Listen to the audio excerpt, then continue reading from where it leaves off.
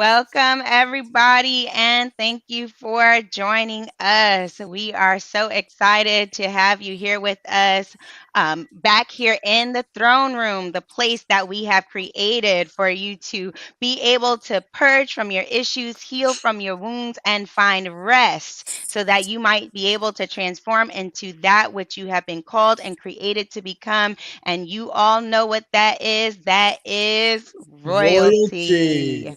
Let's We are roll. so grateful for today. Today is a love thing. We're going to be talking about love traps. And we have here with us some very special people who are coming in just to do what we call take the covers off. So, fellas, are y'all ready? I'm ready. I'm Yes, ready. I'm ready. Y'all ready? That's all right. So our brother OG, he is in movement right now, and we're just grateful that he has had the opportunity to come and share his wisdom and his experiences. So we're grateful for No that. doubt. No We doubt. also have our friend to the show, brother Charlton Rhodes. He is a phenomenal brother who has a lot of them things behind his name as well, and he'll get to introduce himself. And we're just really grateful to have you with us, Charlton. And then last but never least, our brother, our friend, my co-partner, my co-host, the leader of all leaders in the barbershop conversations. It is him, brother Ned White. Y'all, let's give it up for our friends. Ned, how Yes, you yes, yes. feeling? I'm psyched up, sis. This is one of our rare moments where the brothers get to come into the throne room and pull the covers way back and get some stuff really cleared up. I'm hoping that, as always, whatever we share helps some folks kind of get delivered and at least get some better understanding on how we think. Right, Mhm. right. Well, I'm excited only because listen, I'm the only girl in the room and I get to ask some really difficult questions. And And I and know you will. I'm not going to ask too bad. It won't be too hard of a question that I'm going to ask, I but hear you. I I get hear to you. be the one to kind of ask these questions. And I'm excited just because I want to hear. I'm going to just set some ground rules really quickly so everybody who knows the show knows that we don't come to the conversations as know-it-alls or as experts, although we might have them things that give us the right to be able to say, to give expertise in a certain area. That is not what this is all about. We are here to really garner and bring together community to have real conversations about what we are experiencing in life. Mhm. And we really just want to open up the opportunity for people to be able to just have conversation and be transparent and say, you know That's what, right.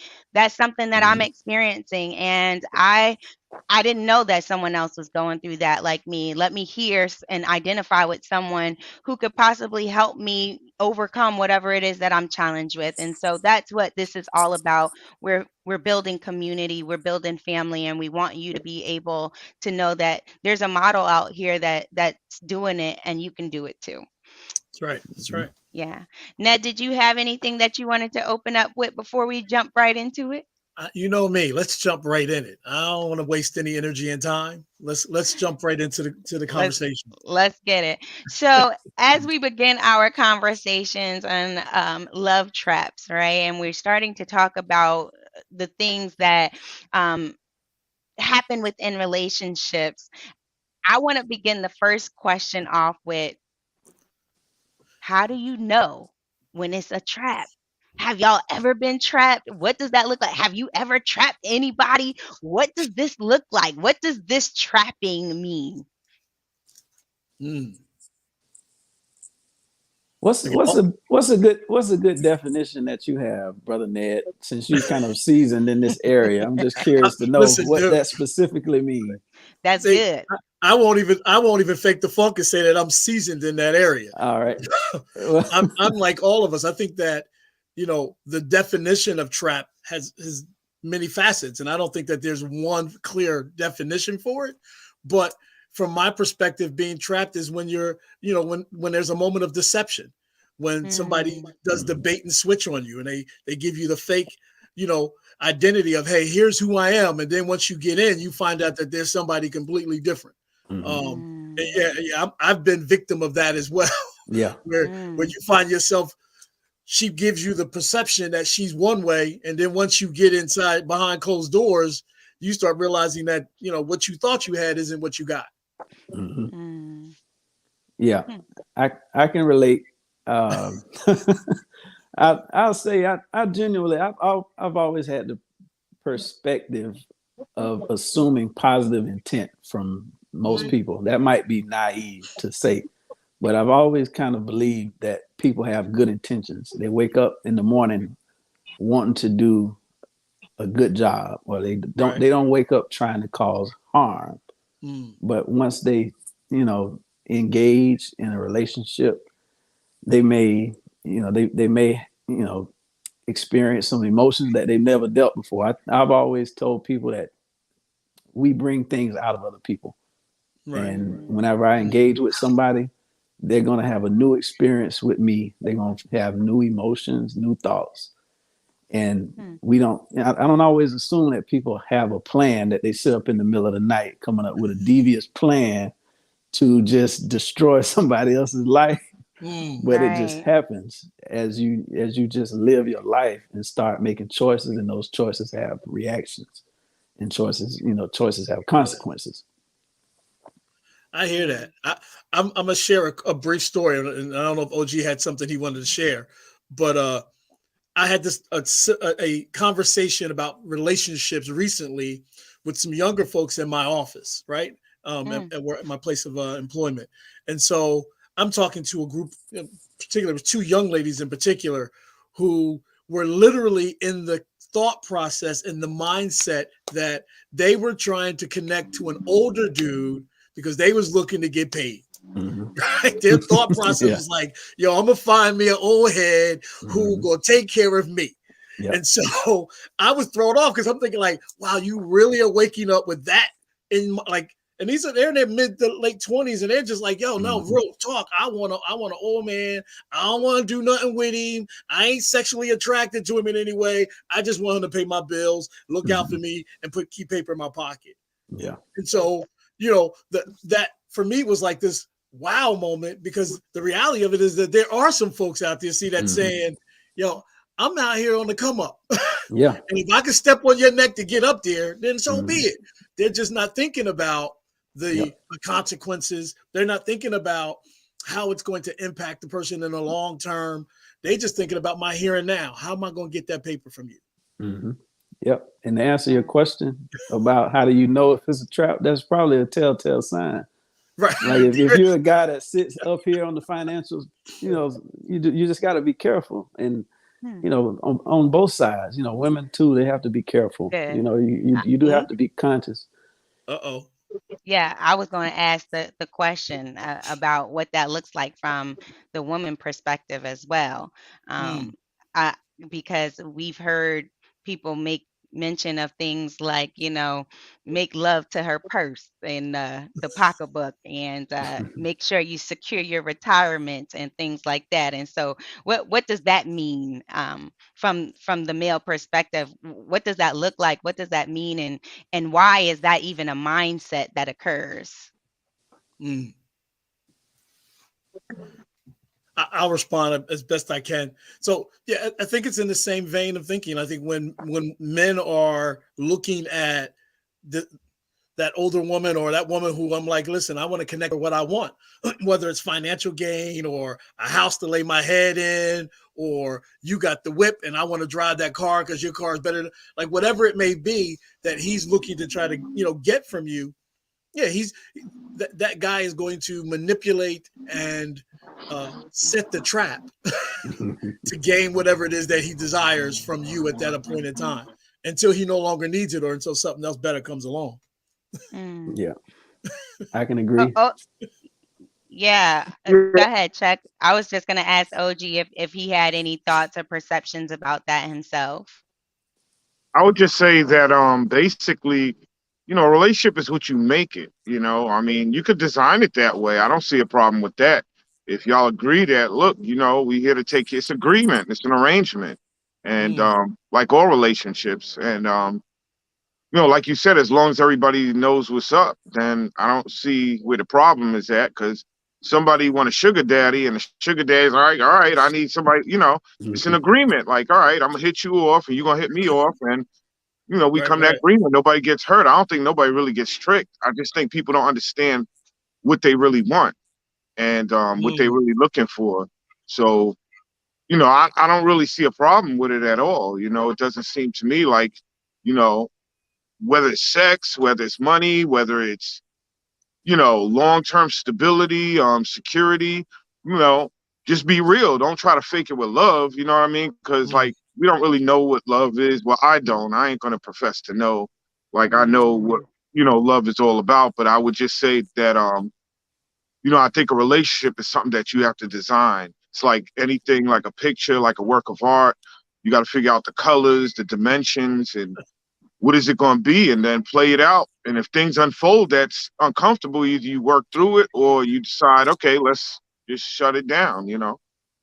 So then Yeah. the question I have in that response, mm. OG, is it's easier said than done, right? Because we want to believe that people are going to come to the conversations real, right, and transparent, and say, look, let's work this out, let's have an agreement, and this is what we're here for.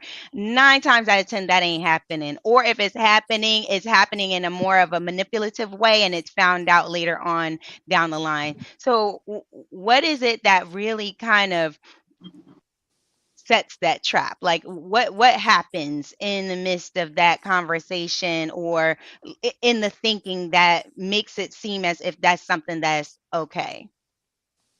I mean, it's just okay because it's a risk. Everything's a risk. There ain't no promises. Yeah. You could be in it for like the real reasons and turn out that you don't like the person or y'all don't get along, y'all don't mend well.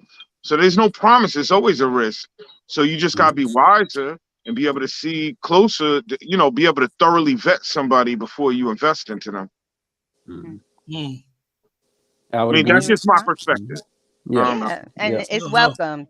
We love it. Especially on Let's the give a sex topic. Yeah, I just uh, wanted to go reinforce ahead. that because a lot of women feel like men come in manipulating for sex, and sometimes men really show up just saying, "Well, what do you have to offer?" And if they find out Right. that that's the only thing that is of value, they're gonna take that and And they're that's gonna what they dip take. out. You know. Yeah. Before I comment to that, I just want to do what we always do here on the show. We're going to give our shout outs to those who are listening. We're giving a shout out to Melinda and Letty for joining us. Thank you for always and continuing to be faithful listeners. Again, y'all, we want to hear from you. If you have questions, comments, or thoughts that you want to give to those who are here with us today, please feel free to drop those comments in to our DM. We want to hear from you, okay? Um, I'm going to jump right back to what you just said, Charlton, because I think that there's another part of that conversation that's missing. So it yes, in its full reality, maybe men aren't looking for those things, and maybe people are trying to find people in a certain way. But I believe that there are oftentimes we go shopping in the wrong places, and then we want to return what we shop for, but we went looking for it. Like we asked, we went to the club, and me and my mom had this conversation yesterday, right? We go to the club, girls trying to get all cute, get sexy, we getting body work done, we doing what we do, we trying to slay it. What is the purpose of that? We're trying to attract attention, and is that attention really necessarily the attention that we're wanting? But then men do the same thing. Men go get fine, they want to get juiced up, and then they go to the club, and when we look at someone, we say, and what does really mean? Is that really about, I want to create a lifestyle with you, or have a relationship, build something with you, or is that really more of a sexual type of right? So I don't know what's that, the intent behind, when we go and we pursue things in a certain way. What do you have to say about that? I don't know. Was OG, were you about to say something? Yeah, I just want to interject real quick. When Go you ahead. say y'all get yourself done up, you want to look all sexy, right? Nice and sexy, Some of right? them, yeah, some of them. So what's the word in that word right there? We There it throwing is. it out. We throwing There it it out is. there. So Right, then right, here we go. right. That's one. Doesn't mean it's all, but that's one. But go ahead, brother. I don't mean to. Yeah. No, Go on. no, no, no. No, You're good. you're right where I was at with that, because I think when we do those moments, when we go out and hit the stroll, we're presenting what we're hoping to attract. So I'm going to advertise myself, hoping that I'll get somebody that'll be like, "Damn, he fine," And I'm looking for the sister that's going to be out there like, "Damn, she's sexy," because that's what we're looking for, right? And so that first engagement is all physical attraction. It's just it's what makes us say, let me see what else there is. So yeah, if you come out and you're at the club, and forgive this for those sisters who just don't, you come out looking busted, ain't nobody rolling up on you. Ain't no guy gonna be thinking about you. It's all in the advertisement that makes us say that. Now some sisters go to the extreme and they come out with, there's no question what you got to offer because you putting it all on the table. And so some men will look at that and say, well, listen, I know what you looking for, because you already shown me your game. And so I know how to play this game now, because all you showing me is sex. So I'm gonna go after you just for that. If you're a sister who comes out and you're leaving a little bit of mystery to the game, now we got to dig and we got to peel the onion back. And then there might be a little more intrigue or a little bit more involvement for us in that. But it's really all about, the advertisement. It's to sell.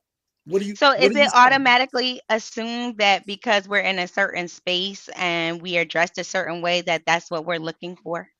Mm-mm. No, No. not automatically. It Yeah, we're again, it's in the miseducated. presentation. Yeah, we're miseducated. I think that's just the issue. But go ahead, Mm. brother. I didn't mean to cut you off. But go No, ahead. you didn't. Go ahead. Go ahead and build on that. Yeah, I was just saying that we're really miseducating. I think we just need to relearn how to engage each other, because we have to understand we part of the living world, and like intimacy is part of everything in life. Like the sunlight is intimate with the earth, and we could go on to all the stuff. You know how I am, Mo. So I'm just saying that I think we need to re-engage that. It doesn't mean that's the end. It just means that's the introduction.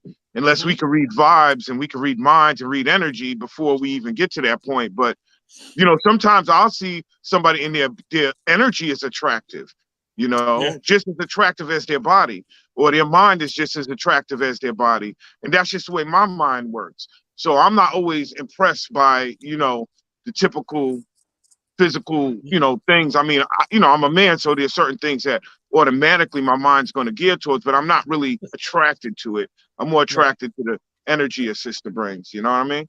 Right. Right.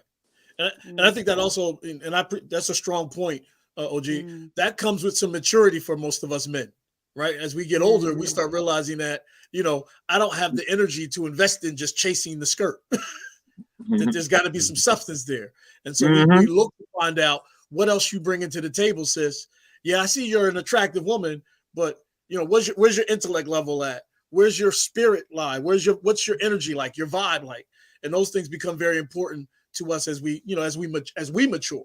So, Yep. I want to chime in on how the online world of mm, dating has also come into play, mm, because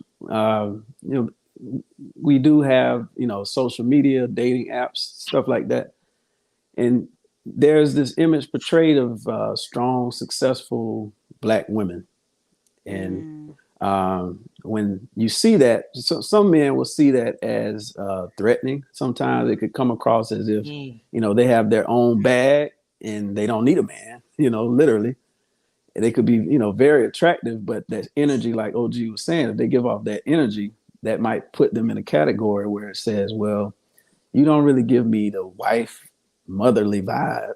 You give me the mm. powerful corporate, highly educated mm, vibe, and we'll still find that physically attractive to enjoy some vacation, sexual, whatever.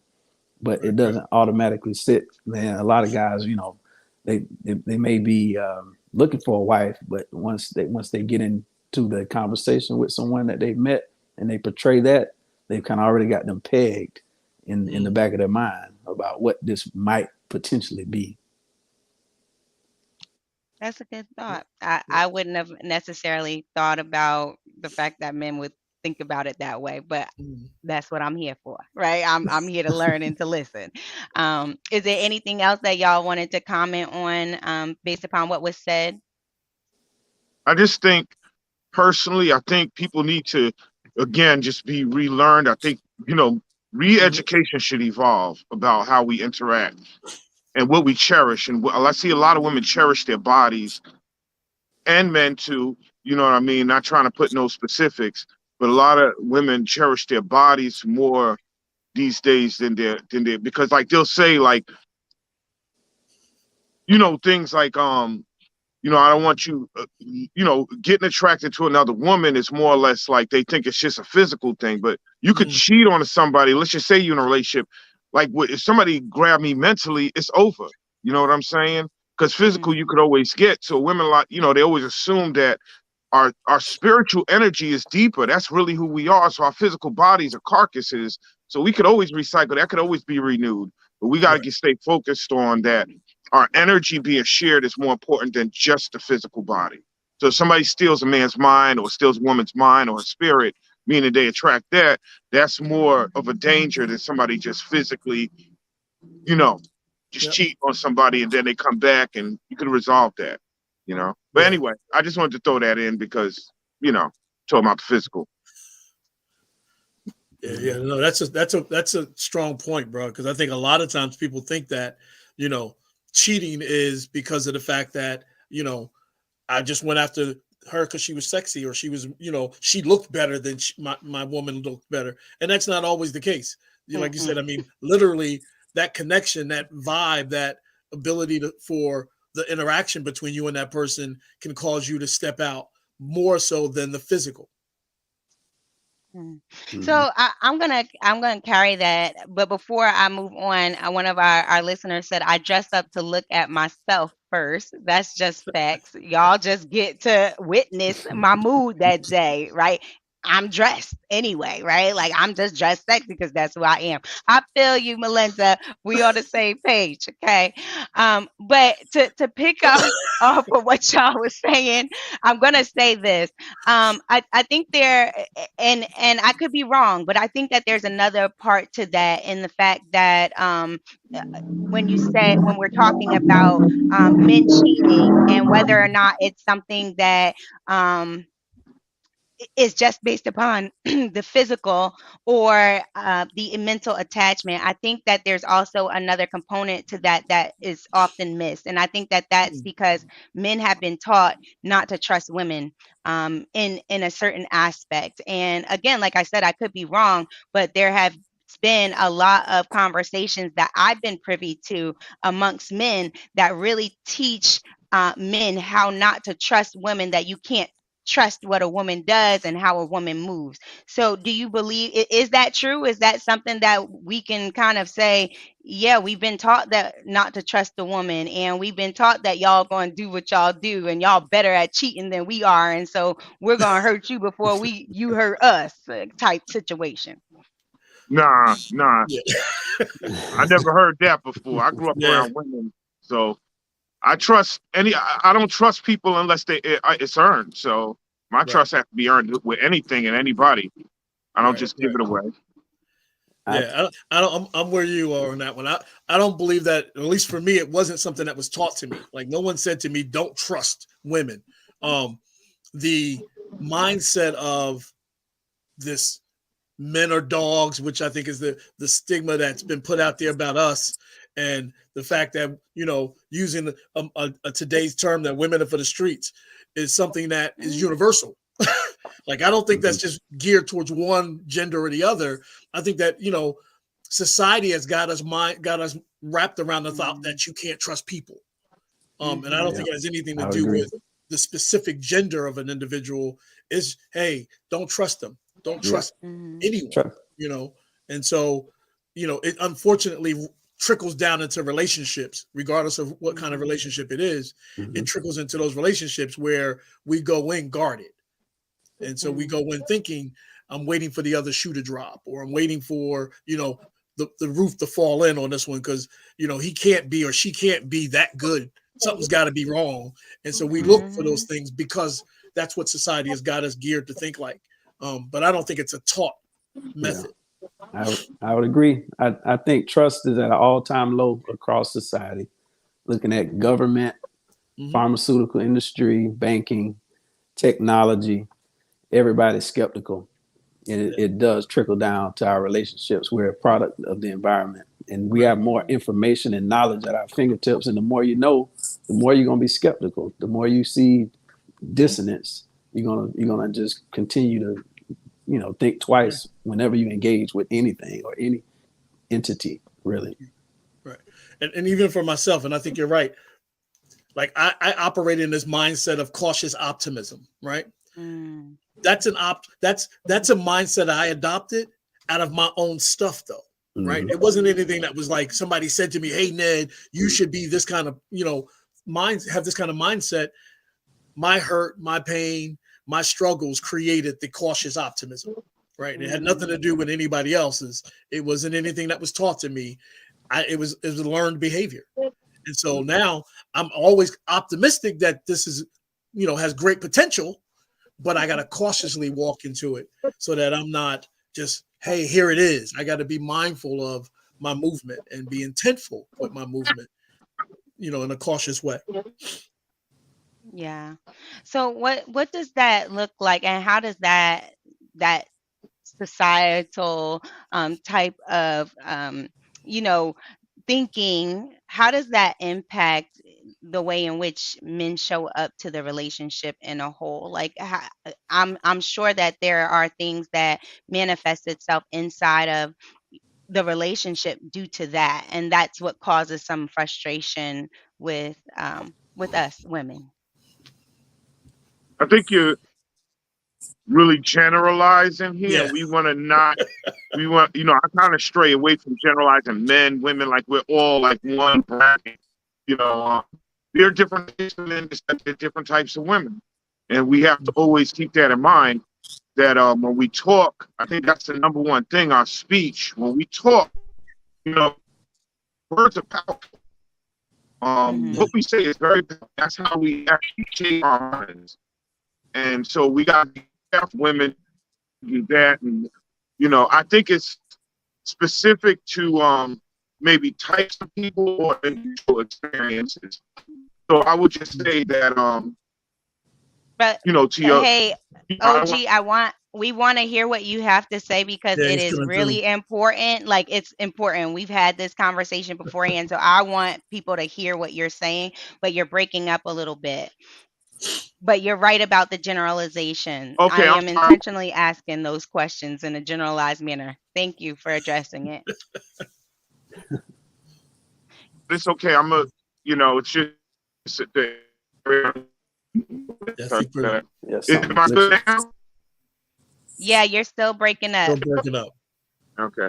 Let me Up, you might be just okay right wherever you are right now at this second, but make your Oh, movement. he's And okay. transition. all right, we hear you now. Okay. Okay.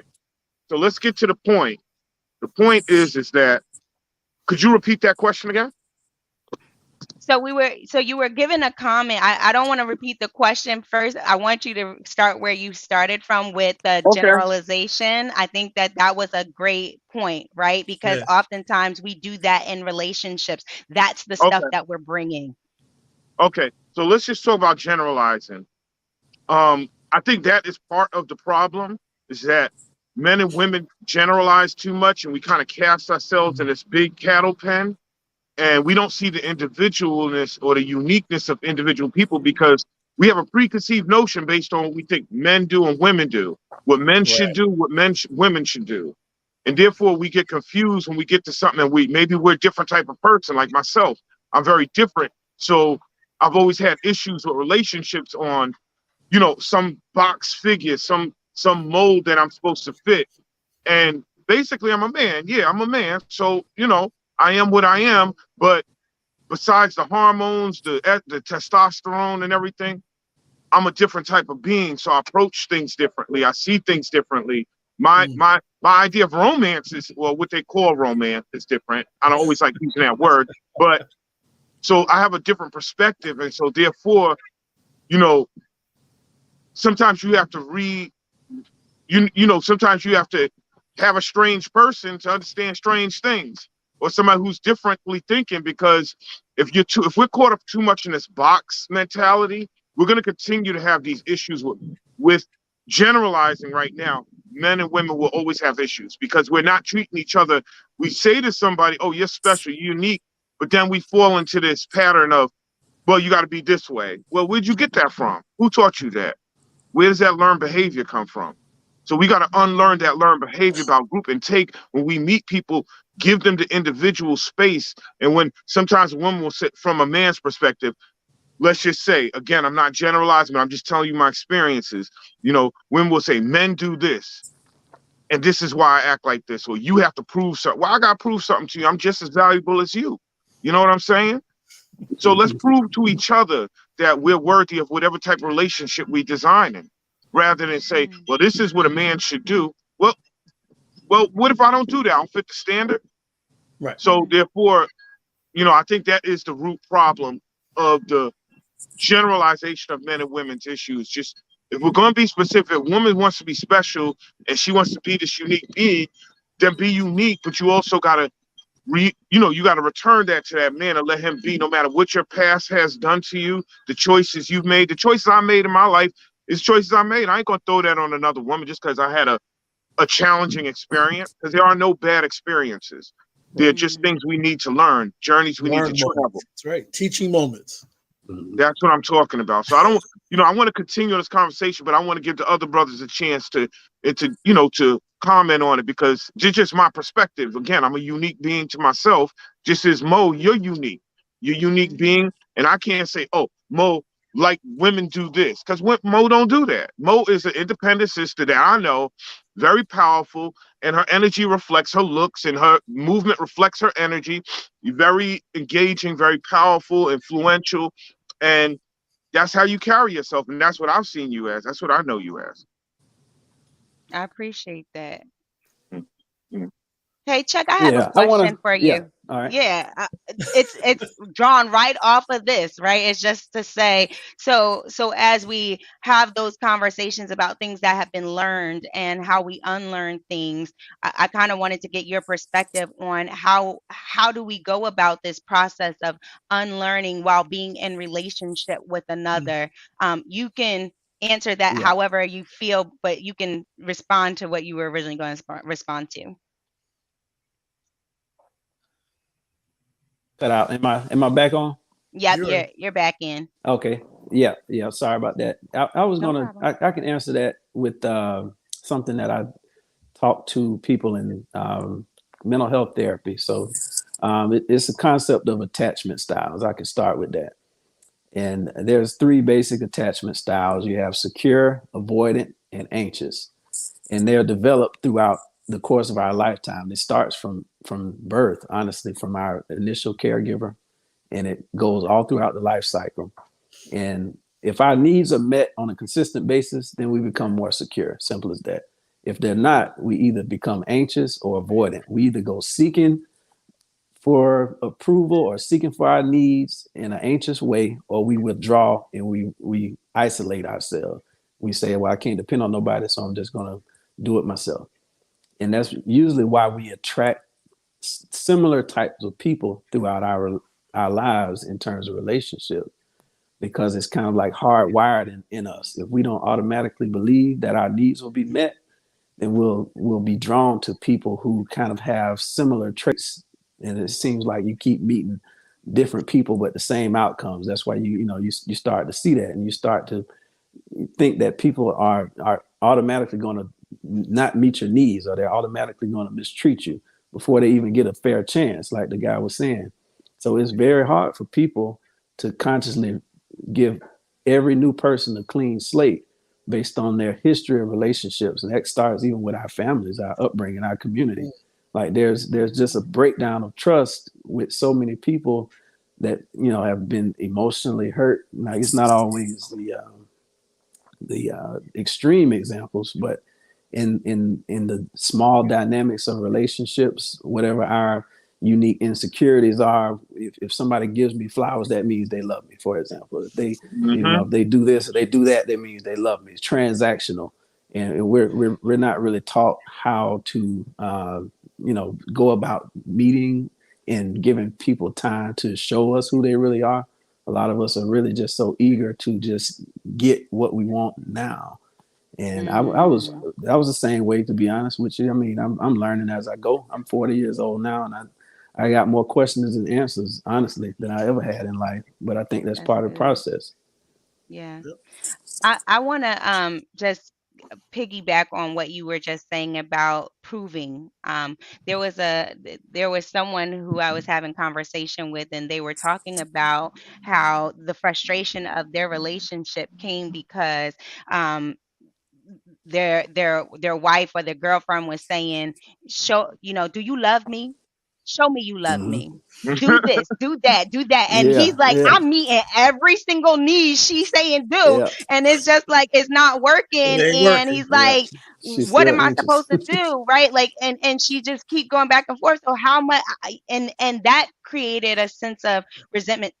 I want anybody can just speak on this, but what does that do to a man and his, does it affect the mental, the physical? Does it change mentality? Does it make you not want to be with us? Does it cause you to cheat? I just want to know what the repercussions are, because I know a lot of women who actually be like, "Do you love me?" Because I've done it. I've said, "Do you really love me?" Like, you know what I'm saying? I might be saying it surface wise, but I really do need that, or did need that validation to say, "Hey, you love me. Do you love me? Tell me and show me that you love me." Mm.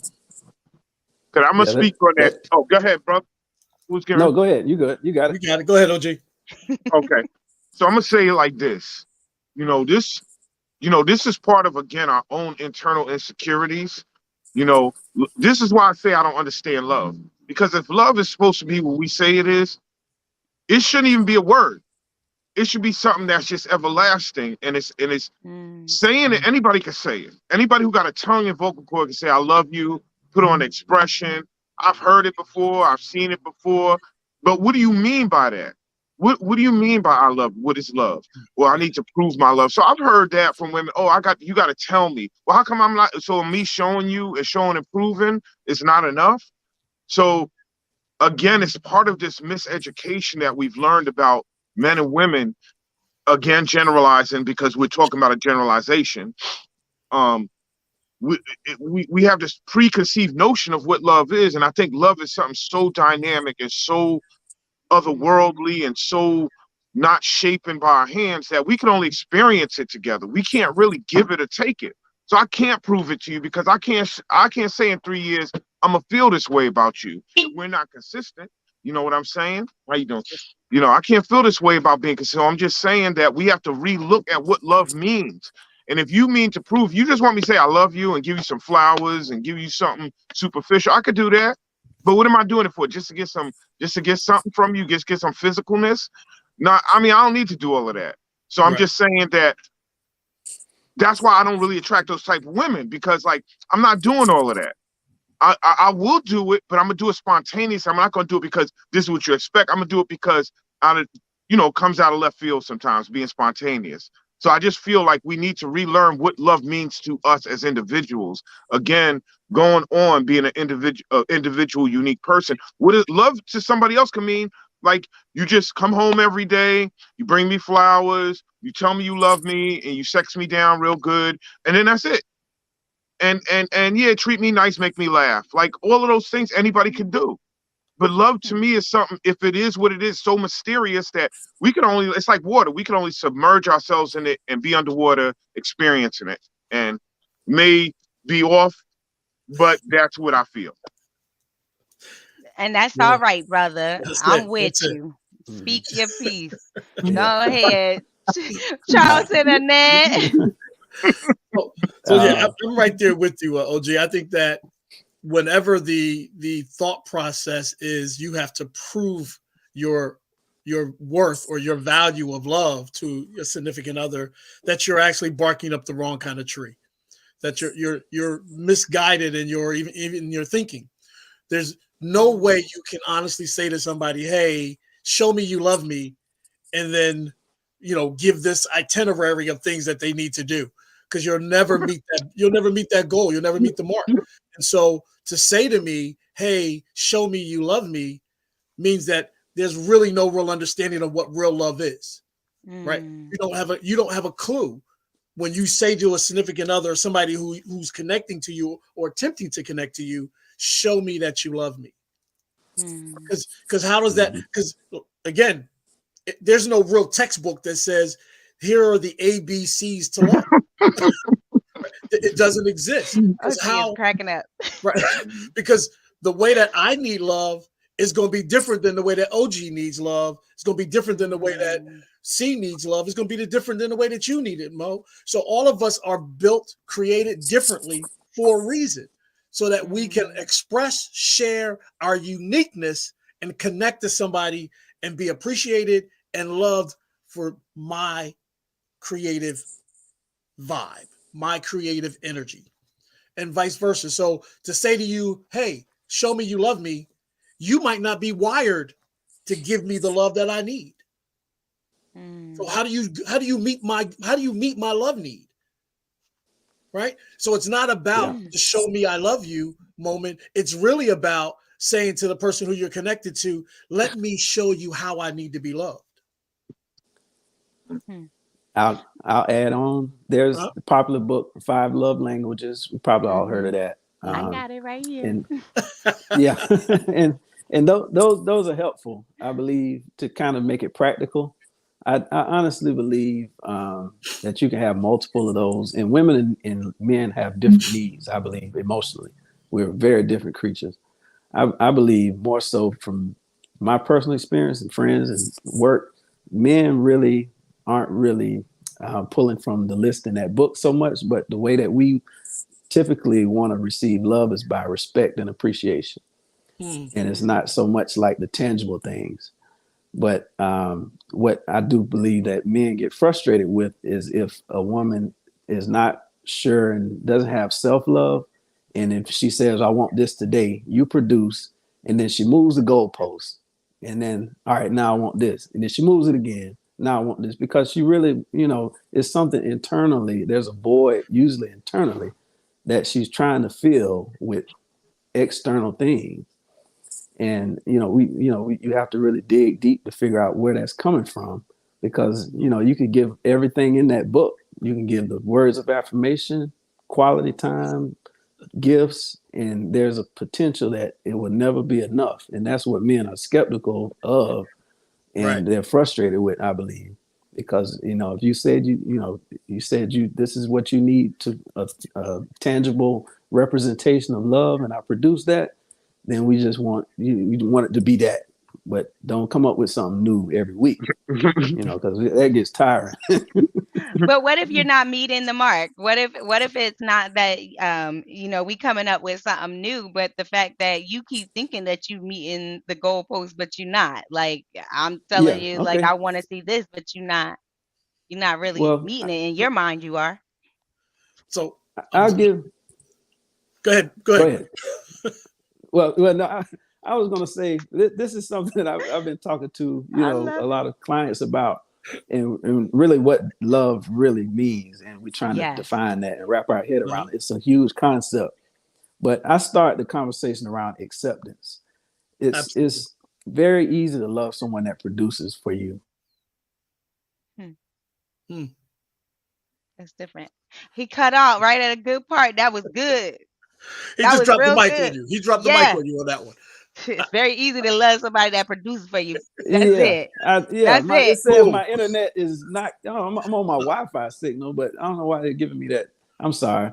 That's all right. But yeah, but I start with acceptance because it's not a transactional thing. I believe acceptance is where it starts. It's based on your value as a person. because Right. of because of the person you are. I love you. And then even though you don't meet the mark every time, even though you have flaws and shortcomings, I still love you. You got to do that for yourself first. That's honestly what I've kind of really learned more than anything Yeah. is Yeah. Mm, self-love that teaches you how to love somebody else, because Hmm. we're flawed individuals. I fail every day. The more you add to your life, the more things you put on your plate, if you have a career, a family, children, anything, you're going to fail at those things at some point. And we love mm, the winner in our society. We love perfection type thinking, but that's not realistic. So the more you mm, fail, the more we beat up on ourselves, but that's not healthy. It's not based on what I do right. It's just because of who I am. And that acceptance translates into love, that despite I'm not perfect, I still love me. And that will allow me to love somebody else. Mm. Mm, mm. What you gonna Yeah. say, brother Ned? Because I wanted to drop another question in there, but what you was gonna say? Well, I think Carl actually said it as best as possible, but I just think that there's no way to get around the fact that I think we all seek acceptance. Like we're wired that way. We're wired that way, and I'll take it in this vein, and I know we hadn't really touched on this at all tonight, but even biblically, we're wired to fellowship.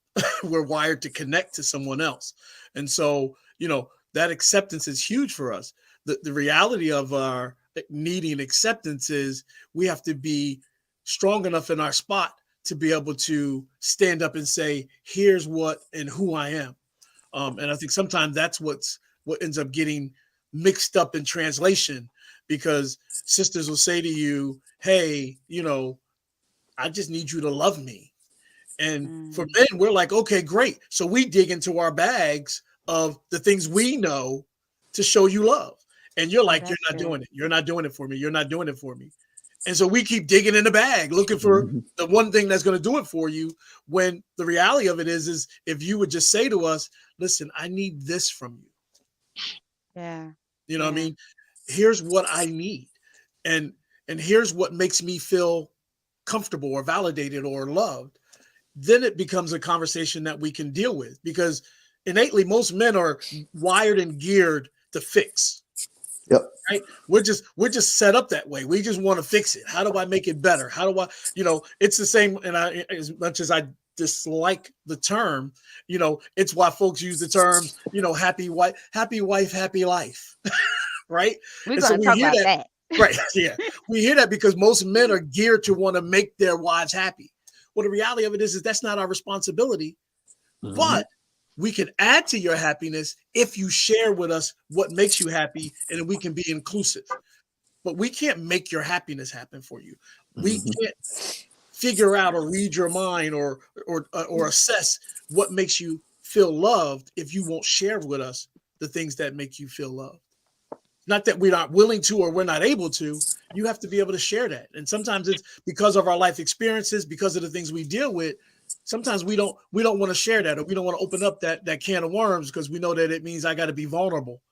And Mm. that's something that both men and women struggle with sometimes. The vulnerability of love, the vulnerability Mm. of connecting to somebody. It's hard. So let's Yeah. ride the wave of happy wife, happy life. OG, were you gonna say something? I just want to know what y'all feel about that, and where y'all want to take that. The I'm happy Ooh. sorry wife, I'm getting happy life. darker, y'all, but I'm just trying to get the right lighting because I'm outside and it's getting darker. But It's all basically, good. all I'm saying is that Charlton is right, and you know, Ned is the right way to say your name, right, brother? Yes, sir. Yes, sir. Yeah. They're on the right course of what they're talking about. Um, but again, like I said, it's all in the design. You're talking about, again, I value myself too much to give away my value to somebody else. So Mm, nobody's going to tell me that they're worth more than me. I just can't see it. You know what I mean? And mhm, I know there may be a lot of people that won't agree with that, and that's fine because that's not the people I'm talking to. People I'm talking to are sure that I'm very valuable, and the That's person right.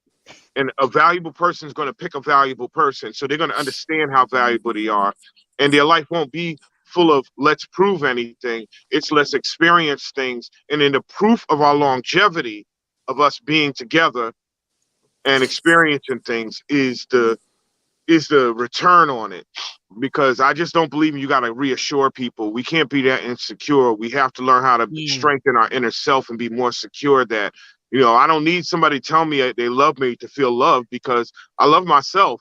And if I'm with somebody who doesn't love me, or I feel, or using the word love, not saying that I'm really an expert, that I know what it is, but if I'm with somebody that does not appreciate or does not, as the brother said, acceptance, then it's over. That's it. mm, Like my investment in that is over. So it's just like a car that don't work no more. We could take it to the mechanic shop, and if you say it's going to cost $4,000 to fix a car that's not even worth 4,000, then just but get a new car. And I mean, I just try to keep it simple, because Yeah, that yeah. is, the union between a man and a woman is between a man and a woman and the spirit, God. That's it. So anything else of what we should be like, it's just how it's natural. It should be natural, and that's really it. I'm not no expert in that area for real, so I'm gonna just say it just should be natural. That's it. Yeah, yeah. Yeah, the climate of the home, I believe, is set by the woman. So I believe that's probably where that happy wife, happy life came from. It's again, if it's realistic, the needs that she has, emotional, physical, mental, spiritual, if it's realistic, then the man, typically will, if he loves her, he will be motivated to produce whatever those things are. But if Mm. it's a mountain that he's got to climb, happy wife, happy life turns into a nightmare, you know. Yeah, And it that, does. What y'all feel about that? What he just said? Because I But know a lot of brothers that be like, women ain't setting the climate in this house. Like I no, set no, no. the But he's climate. saying, I mean, I don't mean to you cut you off, but I'm saying he's talking right in that perspective, in that tradition. Hmm. You know what I mean? traditionally. Yep. To me, I think on a spiritual level, because I'm metaphysical, I just feel women have more metaphysical energy. They're more connected to the spiritual essence and emotions.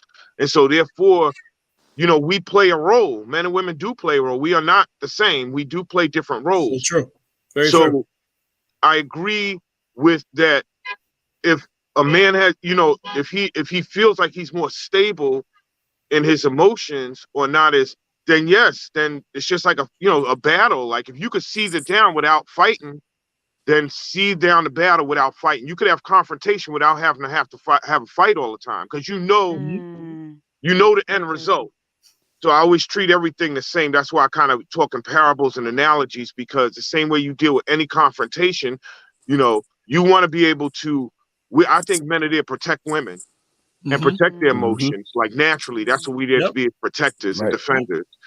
That's the only tradition I believe in. As far as like other things, I may depart from that, but I feel like, it is our responsibility to calm the boat down when there's a rough wave coming, you know, Mm, and that is a sacrifice you're gonna have to take as if you're gonna be in a relationship.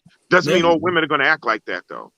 Yeah. Just mm. means that take that stand and take that square, say, look, this is my role as a male being species, and that's it. I mean, again, like I said, it's just all perspective. So when you said the roles, I'm thinking, what's our assignment in the relationships? Like what is it that y'all believe is the assignment in the relationship? I gotta throw it out here. I Uh, don't. I don't. Again, I don't think there's a textbook to that, Mo. I think that you know, in a relationship, the parameters, the assignments, the boundaries are all set by those two individuals. Those two consenting adults make the decision to say, "This is how we're going to build and live our relationship." Um, yeah, you could say, "Hey, there's some basic, universal things that are in place. Yeah, we're not going to cheat on each other. We're not going to lie to each other. We're going to have an honest and open relationship. I need transparency." You can have a list of those things, but ultimately, how it works in a day to day in its daily function is really up to the two individuals. You can have somebody say, hey, part of our daily ritual is we ain't really vibing until we have an argument. we gotta have a Mm, we gotta have a hash it out moment before we can go to bed, because it's gonna be something we need to just clear the air with.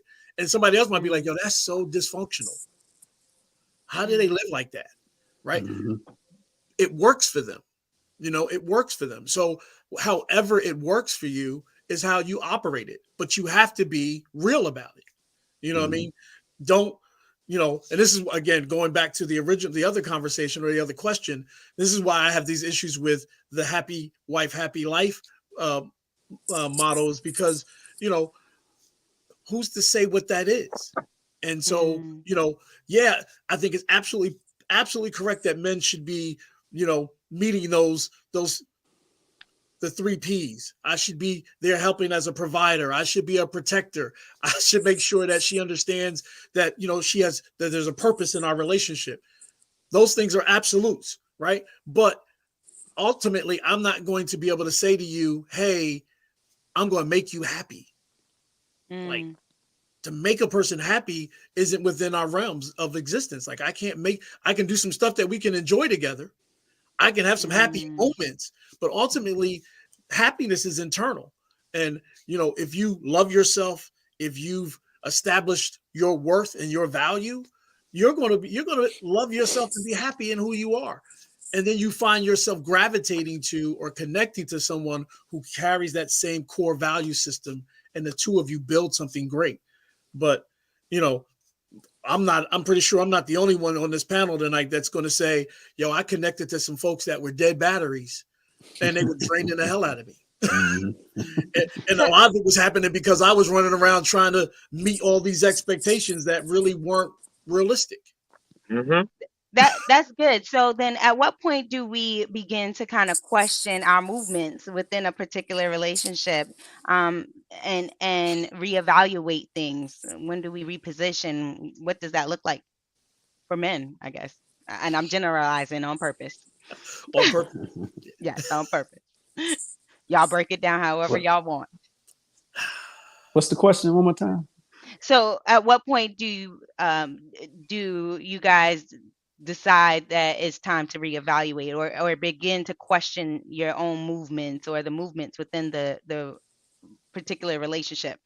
As Ned said, there's been instances where he's connected to the dead batteries. Mhm. When do you begin to see that, or what does that look like? Give us some ideas, about how do we identify that it's a dead battery? Hmm. That's a tough one, but Yeah. And she That's likes what this. our She's just job throwing these is. yeah, general moments out yeah, here. So she's just making it general. So we just have to bounce around here.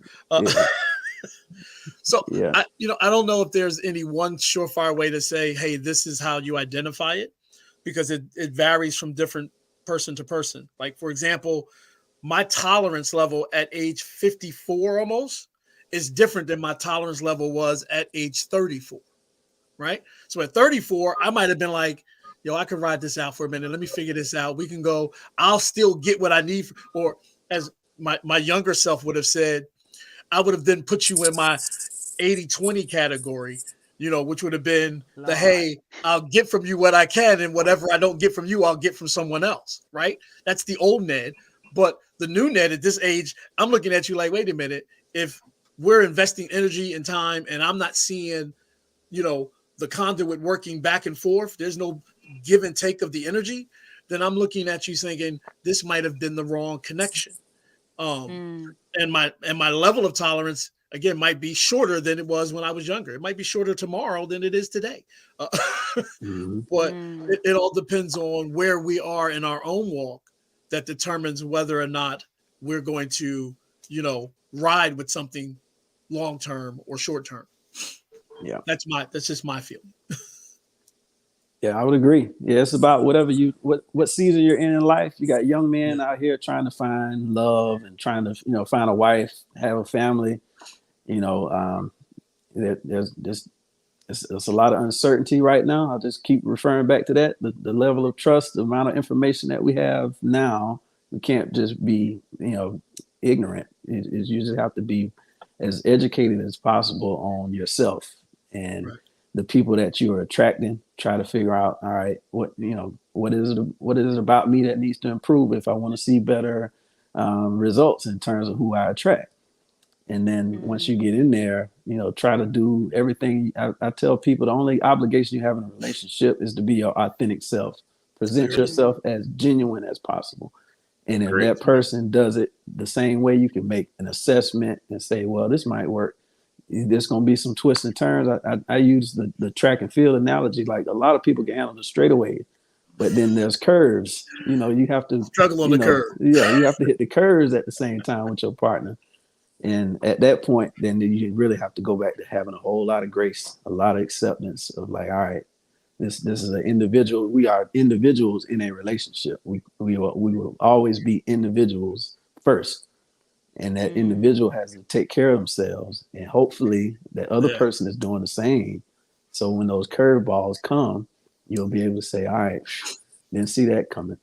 But Mm. we're gonna work through it. It's really a choice at that Yeah. point. You're not Yeah. gonna find a perfect person. There's no perfect person. There's no perfect couple. That's right. So you just constantly, accepting, forgiving, and then you Yeah. commit to Mm. that relationship. It's really a choice. It's not even romantic. Long-term relationships aren't romantic. It It's is. not. It's not about love and romance at all. Mm. It's commitment, it's That's sacrifice, and good. those go against what society is pushing.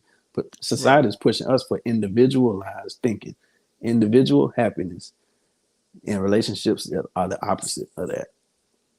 So you That's just got to be good. aware. Yeah.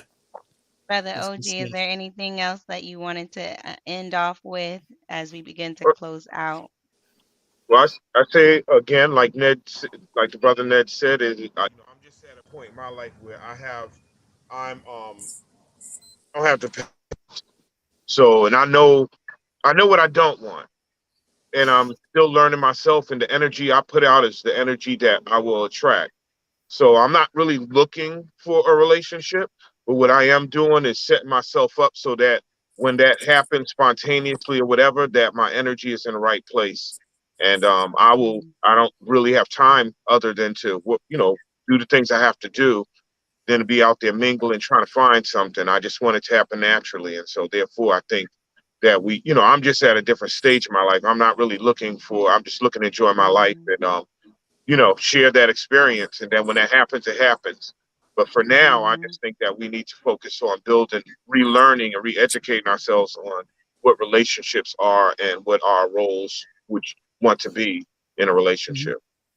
Mm. Yeah. That's a great way to end this. So I say, as I'm in my pursuit of purpose, it will align itself in the way that it should, and I'm not gonna put no pressure on it, and that's it. There you go. That- But I sincerely appreciate all of you gentlemen being willing to come and have this really tough and fragile conversation. It is one that's really heavy in nature, and it can be very draining in itself. Like just talk about love and relationships when we all go Right. through things, and so I appreciate your willingness, but I think that these conversations are the conversations that are necessary for all of us to begin to have, for us to be able to, as we call it here, take the covers off on it so that we can change our perspectives and we can break some of those cycles or those cultural nuances that we have grown up with and learned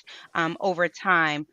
I want to appreciate you, and I hope that you all will welcome yourselves back to this conversation again, if we decide to open it back up, because your voices were much needed and very important at this time. Absolutely. I appreciate y'all. And to all of our listeners, don't forget to like, share this with someone. There's some man, there's some woman who needs to hear it. There's some kids who need to hear it too, because Amen. we Right. have not done our children justice. And so we need to make sure that they're being brought up in an environment that's culturally aware of what's happening and what's surrounding them. We thank you guys. And as always, join us next week back here in the throne room next Wednesday at 5 p.m. Thank you all for joining us and have a great rest of the week. Take care. See All ya. right, take care, Ned.